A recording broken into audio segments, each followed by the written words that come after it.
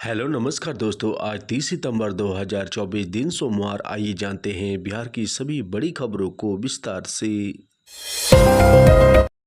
बिहार में विधानसभा चुनाव 2025 होने वाला है। ऐसे में जनसुराज अभियान प्रमुख और चुनावी रणनीतिकार प्रशांत किशोर ने कहा है कि महात्मा गांधी के जयंती के मौके पर 2 अक्टूबर को वे अपने पार्टी को लॉन्च करने जा रहे हैं। इससे पहले प्रशांत किशोर ने कहा है कि शराबबंदी सर्वे और स्मार्ट मीटर नीतीश कुमार के राजनीतिक जीवन का आखिरी कील है। इसके बारे में बताते हुए उन्होंने कहा है कि शराबबंदी सिर्फ कागजों में है। जमीनी हकीकत यह है कि शराब की दुकानों को बंद कर दिया गया है, लेकिन होम डिलीवरी धड़ल्ले से राज्य में चल रही है और जनसुराज शुरू से ही शराबबंदी के खिलाफ रहा है और यह मानता है कि इससे आने वाला राजस्व राज्य की शिक्षा व्यवस्था को सुधारने में लगाया जा सकता है। इससे पहले प्रशांत किशोर यह दावा कर चुके हैं कि अगर उनकी सरकार बनी तो 1 घंटे में शराबबंदी कानून को वापस ले लेंगे।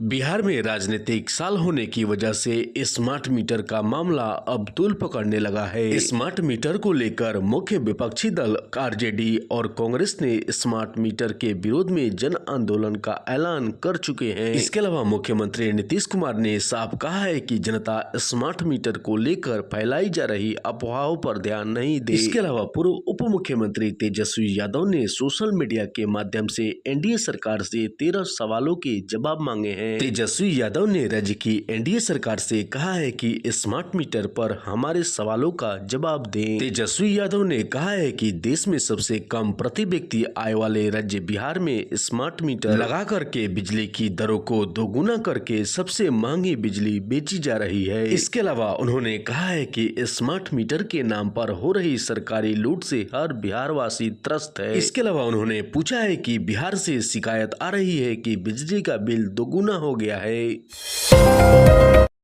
बिहार में हो रही भारी बारिश की वजह से बाढ़ की स्थिति बन चुकी है। इसी बीच मुख्यमंत्री नीतीश कुमार ने बाढ़ को लेकर हर स्तर पर पूरा ध्यान रखने की बात कही है। मुख्यमंत्री नीतीश कुमार ने कहा है कि सभी तरह के बचाव कार्यों और राहत के इंतजाम किए जा रहे हैं। इसके अलावा जेडीयू के राष्ट्रीय कार्यकारी अध्यक्ष संजय कुमार झा ने कहा है कि बाढ़ को लेकर मुख्यमंत्री नीतीश कुमार लगातार मॉनिटरिंग कर रहे हैं और नेपाल में थोड़े समय से 300 mm की बारिश हो गई। इतनी बारिश 1968 के बाद भी नहीं हुई थी। इसके अलावा उन्होंने कहा है कि सारा प्रशासन लगा है और नाव से लोगों को निकालकर सुरक्षित जगहों पर ले जाया जा रहा है। वहीं प्रधानमंत्री के निर्देश पर केंद्रीय कमेटी बिहार जाकर संबंधित जगहों पर 5 बराज बनाने का प्रस्ताव दिया है।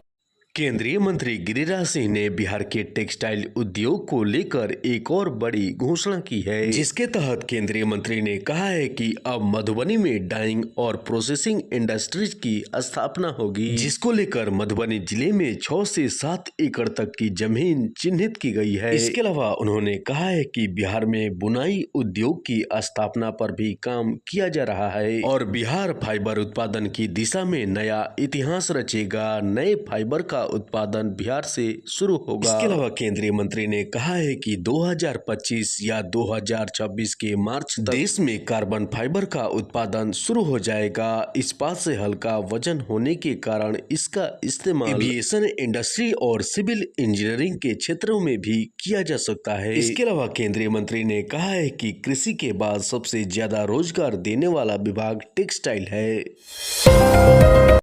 बिहार में हो रही भारी बारिश और पड़ोसी देश नेपाल के पानी छोड़ने के बाद अब बिहार में बाढ़ विकराल रूप ले चुका है। कोसी नदी में नेपाल से भारी मात्रा में पानी के डिस्चार्ज होने के बाद अब वीरपुर बराज पर दबाव बढ़ गया है। वहीं बराज पर पानी के ओवरटॉप करने के बाद सड़कों और बराज के गेटों में भारी मात्रा में मलबा फंस गया है। इसके अलावा वाल्मीकि नगर में पर्यटकों के लिए बनाया गया रिवर पाथवे 40 फीट तक ध्वस्त हो गया है और यह बाढ़ का पानी वाल्मीकि नगर टाइगर रिजर्व यानी वीटीआर में भी घुस गया है और बाढ़ की पानी के चलते अब जंगली जानवर बहकर रिहायशी इलाकों में भी पहुंच रहे हैं। बिहार में हो रही बाढ़ की स्थिति के बाद अब राज्य की 13 नदियां खतरे के निशान से ऊपर बह रही हैं, जिनमें गंडक, कोसी के अलावा गंगा, बागमती, बूढ़ी गंडक, कमला बलान, ललबकिया इत्यादि नदियां शामिल हैं। इन नदियों के तटबंध पर बसे गाँव अब बाढ़ की चपेट में आ गए हैं।